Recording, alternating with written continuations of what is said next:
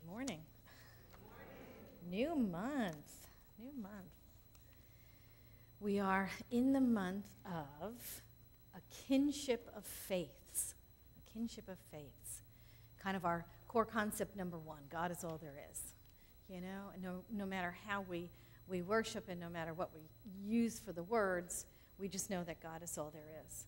So it is a kinship of faiths. And today's talk is taking the first step. And Ernest Holm said this in The Essence of Science of Mind. He said, in principle, the great religions of the world do not differ as much as they appear to. Stripped of their accumulations of adornments and observances and incrustations of interpretations, it is found that each acknowledges there is one central power, force, or God, which is self-existent. And it is from this one power that all things emanate. All of life flows from it and is a part of it. Nothing can exist that is separate from it.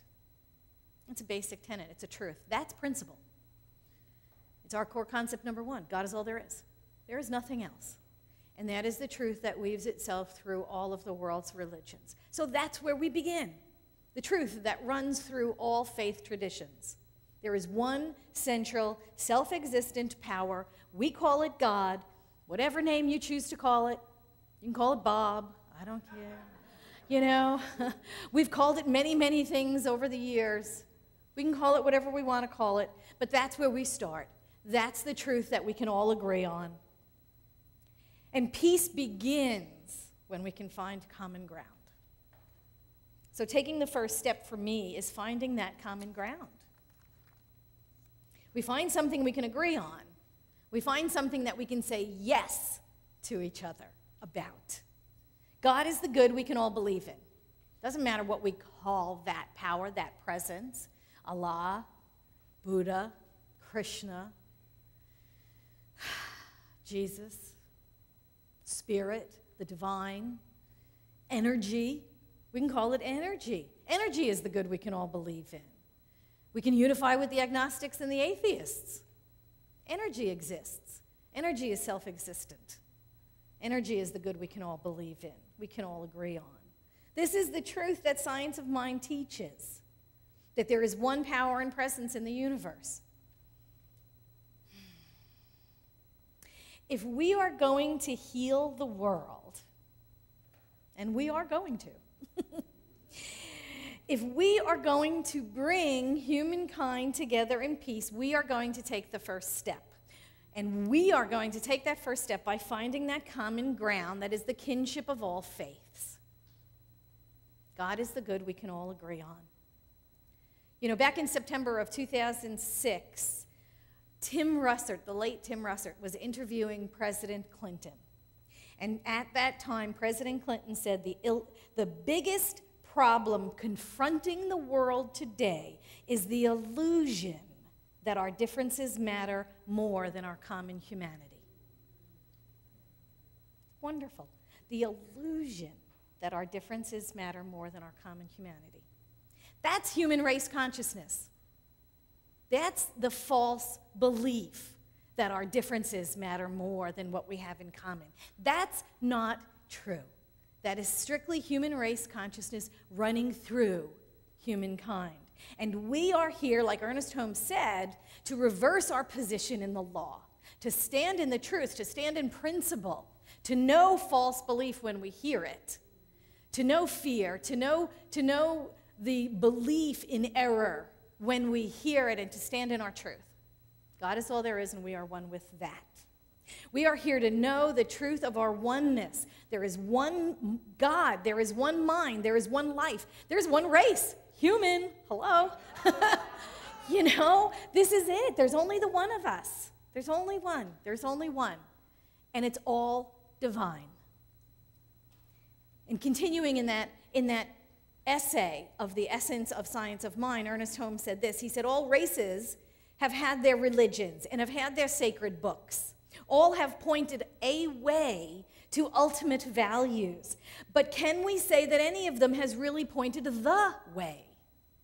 It is unreasonable to suppose that any one person or race encompasses all the truth and can alone reveal the way of life for all others.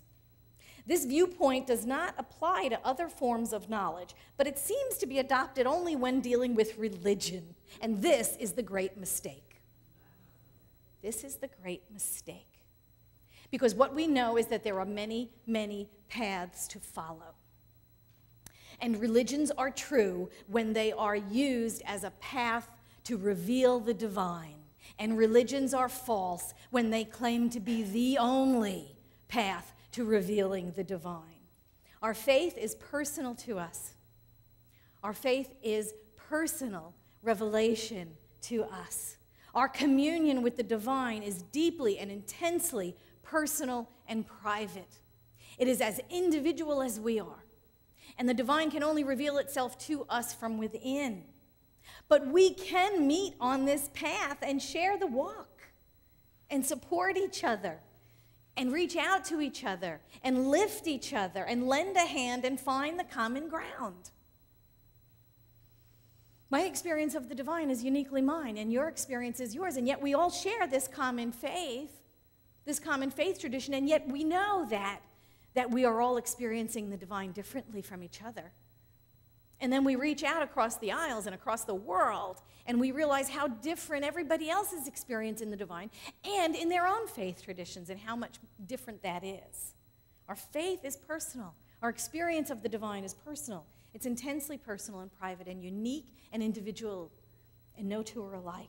But we can find this common ground.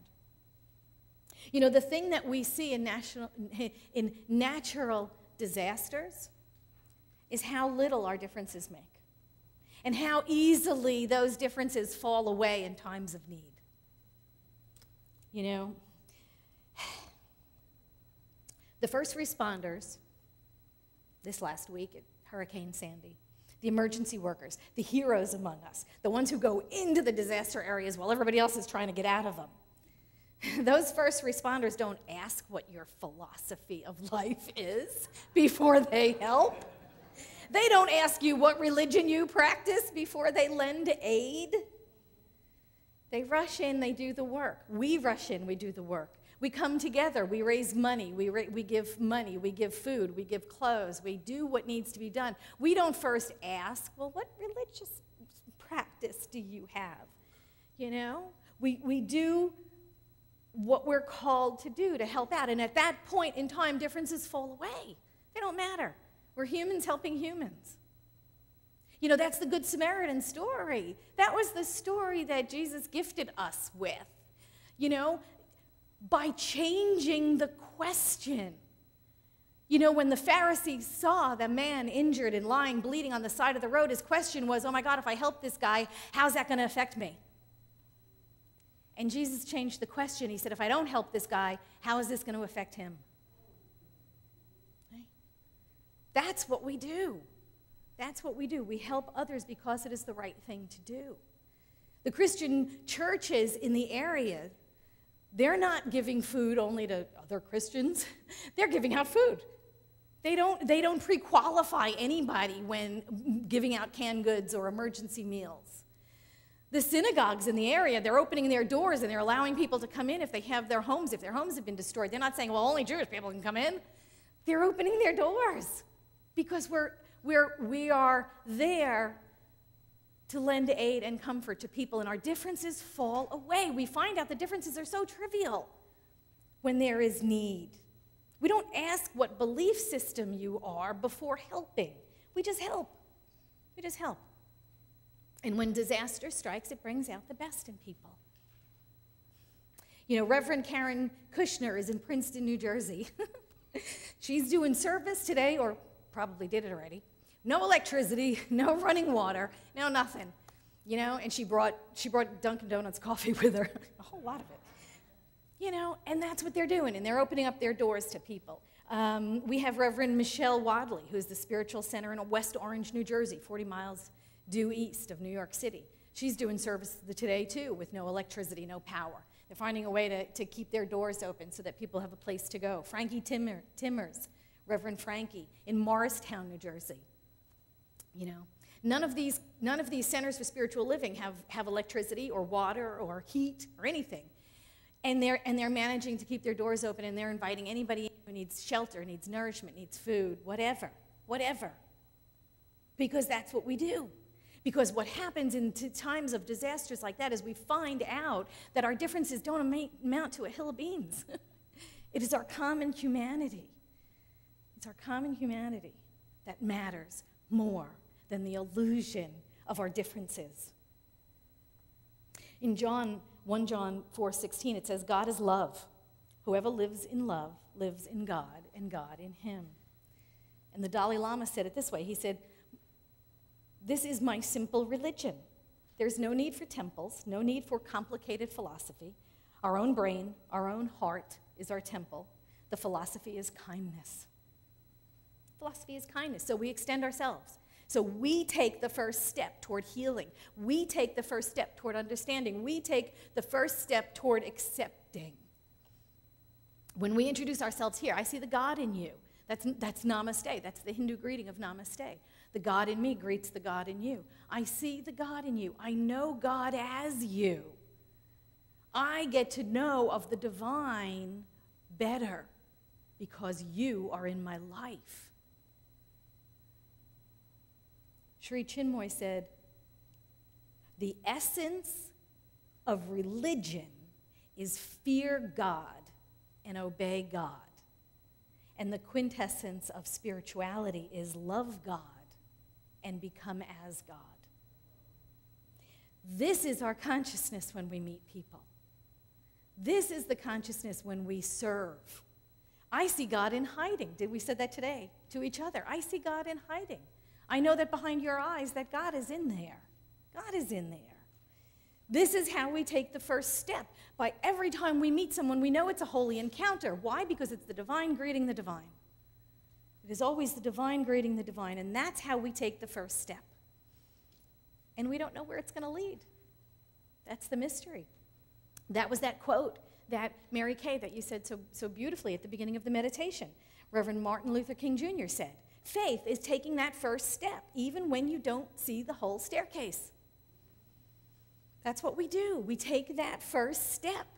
We pay it forward. We do the work. We do what's in front of us to do, not knowing where it's going to lead, not knowing what it's going to turn into, not knowing where we're going to wind up down the road. It doesn't matter.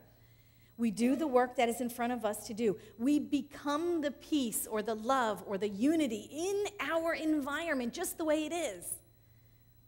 Whether it's peaceful or chaotic, whether it's crazy, whether it's normal, whether it's hating or loving, no matter what the environment looks like, we take the first step in principle. And what is principle? We talk about principle all the time. What is it? They're the qualities of God. Principle, I step in peace. That's a principle. I step in love. I step in joy. That's being in principle. All of those qualities of God. When we are in principle, we are demonstrating that in the world. That's stepping out in faith. That's taking the first step. I'm going to show up and I'm going to be that. And I don't know what the end result is going to be. I can't see the whole picture, but it shouldn't stop me from stepping out in faith. I don't see the whole picture. Remember that scene, and remember the movie The Secret? God, that's old now, huh? Was that 2006 or so? I don't know. Anyway, remember there was a scene with the headlights, the car's driving at night, and they say, when your headlights are on, you only see the next 200 feet, or the next 200 feet, you don't see the entire path, you don't see the entire trip. But you keep going, even though you can only see what's in front of you. It's fine. We keep going. We do what's in front of us to do, even if we can't see the whole journey. We do what's in front of us to do. Faith, taking that first step. Even if we can't see the destination, we can't see the goal, we just keep doing it. And faith is taking that first step in the confidence that Spirit is guiding us and directing us, and we cannot go wrong when we are open and receiving that still small voice, that message, that direction, that guidance. That's the spiritual principle of freedom. We are free to keep moving, keep walking, keep doing the next thing, whatever is called for, whatever is in front of us to do. We don't have to do the whole thing, like Mother Teresa said. We don't do great things. We do small things with great love. So we do whatever is in front of us to do, and we do it with love. We do it with joy. We do it with acceptance. We don't pre-qualify people. Well, what religion are you? I'll do it if it's, if you agree with me. We just do the work. Ernest Holm, in his observations, said this. He said, there is a spiritual element connected with this idea of freedom, a great intellectual and religious conviction that God has made all persons partaking of his own divine nature, and that each one should enjoy divine abundance, complete peace, and emancipation from pain. But have we all arrived at a true concept of our freedom? Which means that my freedom cannot infringe on yours or yours on mine. Freedom is arrived at and liberty is procured spiritually, intellectually, and in every other form of human activity only when we conceive that freedom is for the greater good for the largest number of people. A house divided against itself cannot stand. That's what it says in the Bible. My freedom, my expression of the divine quality of the principle of freedom cannot squash yours. Or that's not freedom, that's self-destruction. In my being free and able to live the life I choose, I cannot prohibit you from living your life. Or that's not freedom, that's self-destruction. I can't tell you what's right for you. God told me the way you should live. Go running from those people. That's self-destruction. A house divided against itself cannot stand. There is a revelation of God within me that tells me how I must live my life. There is a revelation of the divine within you that tells you how you must live your life. It's not for me to tell you that. It's for you to know that for yourself. And this is why the us and them consciousness of a variety of religions must go away. They must go away. They cannot survive much longer. The truth of spirituality must overcome the fear of religion. Spirituality is concerned with the expression and the experience of the divine within us. Some religions are bound by dogma. There's only one right way to do things. Many religions say, fear God, like that quote before, fear God. And they are preoccupied with sin and guilt and punishment. And spirituality says, God is love and I am that. God is love and I am that. Many religions place God outside of ourselves, way far away, up in a cloud someplace in heaven, to be petitioned and to be pleaded with. Spirituality says that God is within. Spirituality says that God is omnipresent, can be felt and seen and known everywhere, everywhere. The very ground we stand on is holy ground because God is everywhere. There is no place where God is absent. And of course, many religions think that their way is the only way. Their way is the only right way. And everybody else is going to hell. Yeah, hell's cooled off a long time ago, like Ernest Holm always said. Spirituality embraces truth that is woven through all of the world's religions without being bound by the dogma or the form that many of them choose to take. Our faith tradition can embrace others of other faiths without fearing the illusion of separation, because we know that that does not exist. We know that that is a false belief. Many religions emphasize outer ritual, where spirituality is concerned with the inner communion. We are concerned with that inner connection with the divine. And having said all of that, don't misinterpret me to thinking that I'm perpetuating the us and them thing. I'm not. What we know is that many devout people of many of the world's organized religions are deeply, deeply spiritual people. And regardless of what traditional religion that you are affiliated with or that you practice, you may also be deeply spiritual. They are not exclusive. And we are the people of both and. right? We are the people of both ends. So it is a choice we make to look beyond the dogma, to look beyond the rules and the regulations. We are capable of that. When we put down the false, ego-driven need to be right, we can be with. We can be with anybody in the world. When we take that first step, when we look across the aisle, when we look outside of ourselves and say, I see God in your form, there is no separation. There is no separation. That false belief in separation falls away. Ernest Holm said this. He said, we can not only embrace ourselves. Somehow our arms must find themselves around the shoulders of all humanity. We cannot worship a God who belongs to us alone. Only as we enter into the feeling of the essence that diffuses itself everywhere, then at long last we can look at each other and say, I worship God in your form. I worship God in your form. In order to live this kinship of faiths, we must take the first step.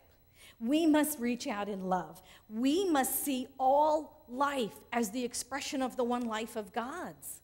We must practice our faith tradition of unity and oneness. There is no out there. It's just all us. It's just all God. We must be the ones to walk our talk and put the rubber to the road and all those other cliches that you can think of. And be the peace, that we want to be the change or whatever. I don't know. All of those expressions. We're the ones that have to do that if we want to heal the world. And that is the way God shows up in the world. That is the way God shows up in the world. Through us, as us. We are the hands. We are the feet. We are the eyes. We are the ears. We are the way that God shows up in the world. The only form that God has is through its manifestations, through the physical outpicturing. We're it. You want to see God in action? Look in the mirror. Look in the mirror. You're it. Tag, you're it. God cannot demonstrate in the world unless it does so in form. We are that form. We are that form. So all those people that are showing up and doing the work, they're not preoccupied with our differences. They're standing in the truth. They're standing in the principle. They're standing knowing that our common humanity means everything and the illusion of our differences mean nothing. And Ernest Holm said this. He said, we all wish to be free. But at the same time, we should realize that liberty is not license. To say we are free with the freedom of God does not mean that we are free to do that which contradicts the divine nature of God. We are free only in the freedom that God is. The freedom to be alive. The freedom to enjoy life. The freedom to enter into activities of everyday living with enthusiasm and excitement and interest. We are free to love and to be loved.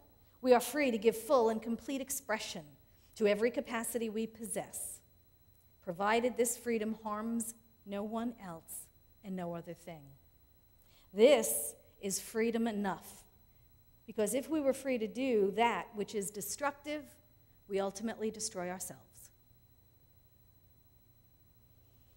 And in so doing, we would not only deny but defame the nature of the divine itself. He goes on to say, therefore, we always pray, thy will be done. But within this will, we know there is scope enough for self-expression. Plenty of room to move around and express life to the fullest. And that's what we do. That's what we do as religious scientists. That's what we do as New Thought community. We live life to the fullest. We use these principles. We use the tools that we have been given. We see each other in our common humanity.